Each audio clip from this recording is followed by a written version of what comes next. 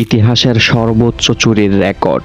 একটা টিম, একটা লিগ কি পরিমাণ ছেঁচড়া হলে, কি পরিমাণ কার্পটেড হলে জঘন্যভাবে চুরি করে সীমার মাত্রা ছাড়িয়ে যায়। কান্ট বিলিভ এত নিম্নমানের একটা লিগ যেখানে প্রত্যেক সপ্তাহ একটা টিম কান্নাকাটি করে শুধু রেফারি শুনিয়ে। শত চেষ্টার পরেও রেফারি ব্যর্থ, একটা টিম ব্যর্থ, একটা লিগ ব্যর্থ।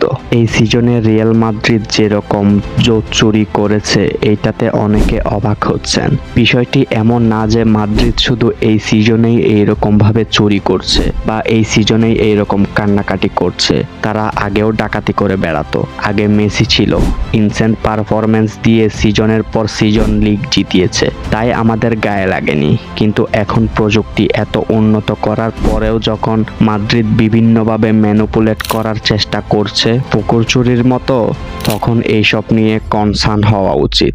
এই সিজনে ওদের মুখোশ এমনভাবে ধসে পড়েছে বিভিন্ন ডাকাতির কাহিনীর মাধ্যমে, ওরা আর চাইলেও ভদ্রতার মুখোশ পড়তে পারবে না। তেবাসের সাহায্য নিয়ে ওরা সামনে আরো বাজে রকম কাজ করতেও দ্বিধা করবে না। কালকে লা লিগার ম্যাচটাও কতভাবে চুরি করে বের করে নিয়ে যেতে চেয়েছিল।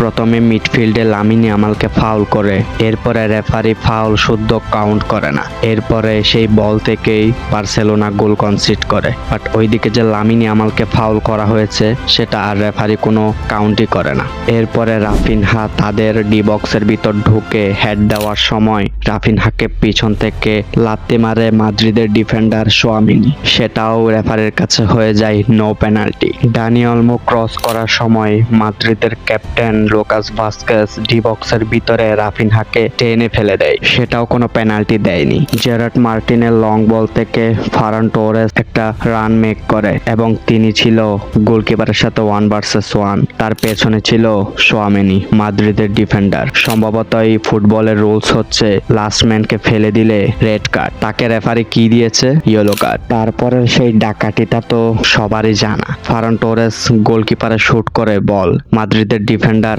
সোয়ামিনির হাতে লাগে, ডিরেক্ট হাতে লাগে, স্পষ্টভাবে দেখা যাচ্ছে। এবং রেফারি এরপরে গিয়ে ভিএআর চেক করে, ভিএআরেও স্পষ্টভাবে দেখা যাচ্ছে যে বলটি হাতে লেগেছে, তাও কোনো পেনাল্টি দেয়নি। একদম সব শেষে মিডফিল্ড থেকে টেনে নিয়ে গিয়ে ফার্মিন লোপেস একটা গোল করে।